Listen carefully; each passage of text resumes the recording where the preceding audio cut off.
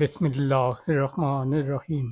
امام غزالی رحمۃ اللہ تعالی علیہ کی روحانی تلاش، ایک دل کو جھنجھوڑ دینے والی داستان۔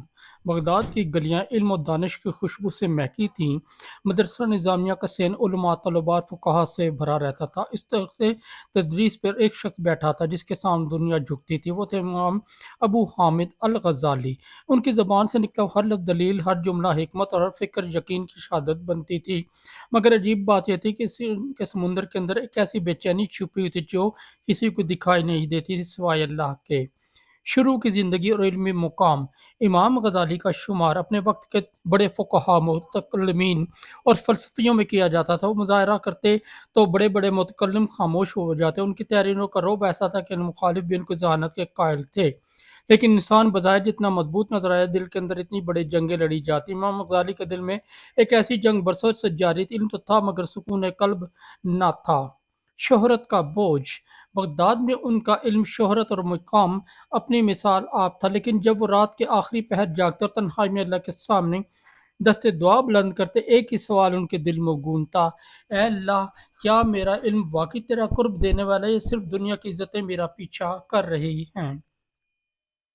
یہ سوال انہیں ہلا کر رکھ دیتا۔ ان کے شاگرد ان کی گفتگو سے علم کی روشنی پاتے تھے، لیکن امام غزالی کا دل مسلسل اندھیروں سے لڑ رہا تھا۔ شہرت، عزت اور منصب سب کچھ ان کے پاس تھا مگر روح تشنا تھی۔ ایک دن جو زندگی بدل گیا۔ ایک دن وہ مدرسہ نظامیہ میں لیکچر دینے کھڑے ہوئے۔ ہزاروں طلباء بیٹھے ہوئے تھے۔ انہوں نے بات شروع کی مگر اچانک ان کی زبان لڑکھڑائی۔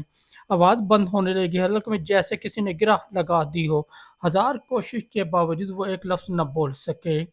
لوگ حیران رہ گئے، شاگرد پریشان ہو گئے، مگر اس کیفیت کو سب سے پہلے خود امام غزالی نے سمجھ لیا۔ یہ دنیاوی رکاوٹ نہ تھی، یہ اندر کی چیخ تھی، روح کی وہ آواز جسے برسوں دبائے بیٹھے تھے۔ اس رات انہوں نے دیر تک سوچا، روئے اور سجدے میں گر کر اللہ سے کہا: اے رب العزت، میں تیرا راستہ چاہتا ہوں مگر میرا دل بھٹک گیا، مجھے راستہ دکھا دے، مجھے پاک کر دے۔ منصب چھوڑنے کا فیصلہ۔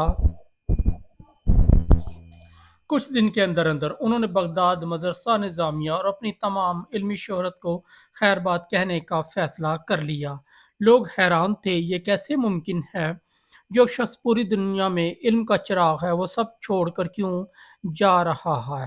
مگر امام غزالی جان چکے تھے کہ علم اگر عمل میں نہ ڈھل سکے تو وہ روشنی نہیں، بوجھ بن جاتا ہے۔ انہوں نے گھر والوں کو حکم دیا کہ وہ اعلان کرے کہ امام بیمار ہے، لیکن حقیقت یہ تھی وہ روحانی طور پر زندہ ہونا چاہتے تھے۔ چنانچہ انہوں نے خاموشی سے بغداد چھوڑ دیا، نہ منصب ساتھ لیا، نہ شاگردوں کو اطلاع دی۔ صرف ایک ہی مقصد تھا، اپنے رب کو تلاش کرنا۔ شام اور بیت المقدس کا سفر۔ امام غزالی سیدھے شام پہنچے۔ انہوں نے دمشق کی جامع مسجد کے ایک منارے میں خلوت اختیار کی۔ دن کو عبادت، رات کو آنسو، دنیا کی ہاہاکار سے دور، صرف اللہ کی طرف رجوع۔ وہ کہتے ہیں کہ ان کی روح وہاں پہلی بار سکون کے ذائقے سے آشنا ہوئی۔ انہوں نے اپنے نفس، خواہشات اور تکبر کو پہچاننا شروع کیا۔ اس سفر میں وہ صرف عبادت نہیں کرتے تھے بلکہ دل کو پاک کرنے کی کوشش کرتے تھے۔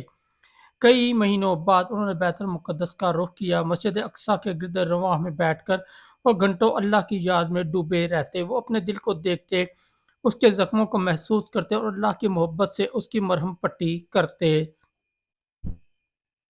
حج کا سفر۔ اس روحانی سفر کا اگلا مرحلہ حج تھا۔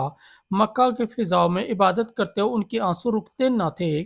کعبہ کے طواف کرتے ہوئے ان کے دل سے وہ پردے ہٹنے لگے جو برسوں سے ان کی حقیقت کو چھپا رہے تھے۔